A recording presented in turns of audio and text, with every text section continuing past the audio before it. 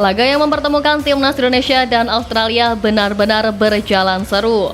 Kedua kesebelasan sama-sama menunjukkan kekuatan maksimalnya. Laga makin seru karena gemuruh dukungan mengiringi sepanjang pertandingan. Sekurang-kurangnya 65.000 supporter hadir langsung ke stadion. Ramainya dukungan yang datang terhadap timnas Indonesia membuat seluruh stakeholder berkolaborasi untuk melakukan pengamanan. Diwartakan sebanyak 2.355 personel gabungan dikerahkan untuk mengamankan laga tersebut. Kabid Humas Polda Metro Jaya Kombes Ade Arisham Idradi mengatakan ribuan personel gabungan itu terdiri dari personel Polda Metro Jaya, Polres Metro Jakarta Pusat, TNI, Dinas Perhubungan, Pemadam Kebakaran hingga Satpol PP. Rekayasa lalu lintas di sekitar kawasan GBK pun dilakukan situasional dengan menyesuaikan situasi dan kondisi di lapangan. Dalam rangka menjaga keamanan pertandingan, kepolisian juga melakukan pemeriksaan secara ketat terhadap para penonton. Selain masyarakat yang antusias memberikan dukungan pada langkah timnas Indonesia menggapai mimpi ke Piala Dunia, Presiden Joko Widodo pun tak ingin ketinggalan dalam memberikan dukungannya terhadap perjuangan anak bangsa. Timnas Indonesia sendiri dalam pertandingan malam ini berhasil memberikan kemampuan terbaiknya. Bahkan menilai jalannya laga, Australia melakukan perombakan besar-besaran di partai kedua ini.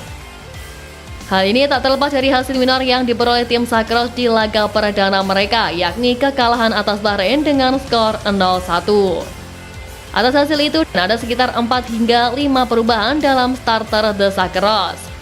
Salah satu perubahan terjadi di posisi starter setelah Kusini Yengi mendapatkan kartu merah melawan Bahrain. Namun meski melakukan perombakan besar-besaran seperti ini, pelatih Australia Graham Arnold mengakui bahwa anak asuhnya melakoni laga sulit di partai kedua ini. Terlepas dari hasil laga, segala upaya perubahan yang dilakukan Australia itu memang terasa lumrah. Hal ini semata-mata dalam upaya menebus hasil buruk atas Bahrain di kandang sendiri. Dalam hal ini Australia butuh 3 poin untuk kembali ke jalur kemenangan. Ini penting agar tidak semakin tercecer dalam persaingan memperebutkan tiket lolos ke Piala Dunia 2026. Apalagi sebelumnya Australia juga didukung rapor bagus, di mana mereka hanya sekali kalah dari 19 pertemuan melawan timnas Indonesia. Di pertemuan terakhir, Australia juga bisa mengalahkan skuad Garuda di babak 16 besar Piala Asia 2023. Dalam laga tersebut, Sandy Walsh dan kawan-kawan harus menyerah dengan skor yang cukup besar. Anak asuh Sintayong dilibas habis oleh tim Kangguru dengan skor 0-4. Di samping itu, O'Neil juga mengakui bahwa laga kontra Indonesia pada babak 16 besar lalu merupakan hal yang aneh. Sebab mereka sejatinya merasa tertekan dengan permainan anak asuh Sintayong. Hanya saja ada beberapa kesalahan yang dilakukan oleh Justin Hubner dan kawan-kawan yang membuat mereka memenangi laga tersebut dengan skor besar.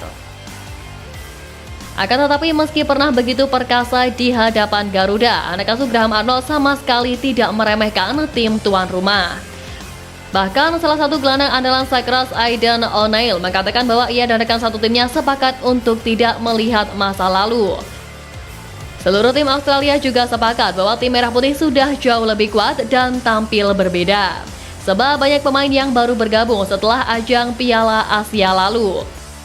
Yang mana setidaknya ada 6 pemain naturalisasi tambahan setelah turnamen Piala Asia 2023. Ya, mereka adalah Nathan Chu Aon, Jay Izes, Ragnar Oratmangun, Tom Hai, Kelvin Verdong, dan Martin Pas.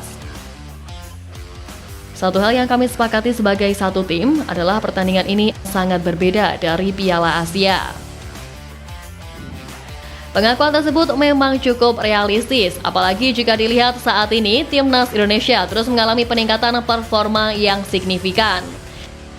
Selain performa para pemain, skuad Garuda pun secara masif mengalami kenaikan di peringkat FIFA.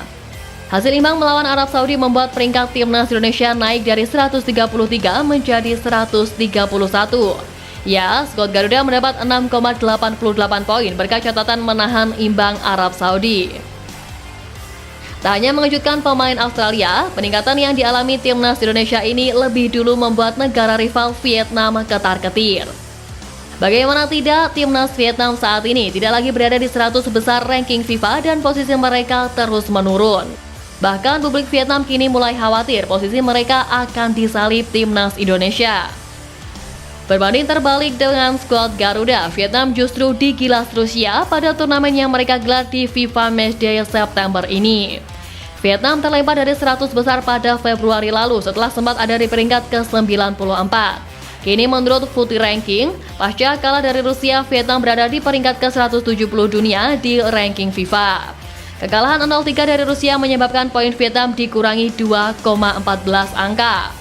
Kongo mendapat tambahan poin setelah menang atas Sudan Selatan dan timnas Lebanon juga promosi setelah menang atas Tajikistan. Sementara Vietnam harus turun peringkat.